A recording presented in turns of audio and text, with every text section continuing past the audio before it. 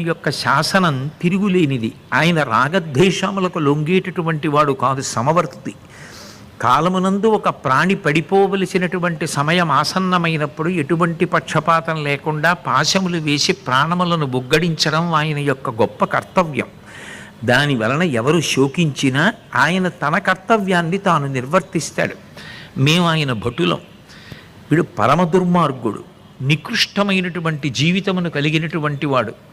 భూసుర కులంలో జన్మించి వేదాంగములను చదువుకుని చివరికి భ్రష్టుడై ఇంత భయంకరమైనటువంటి జీవితాన్ని గడిపాడు. అందుకే ఇతని యొక్క ప్రాణములను ఉగ్గడించడానికి మేము వచ్చామన్నారు. అంటే విష్ణుభటులు అన్నారు, మీకు ఇంతే తెలుసు, మీరు ధర్మం మాట్లాడుతున్నారు కానీ ధర్మ సూక్ష్మాన్ని మాట్లాడటం లేదు.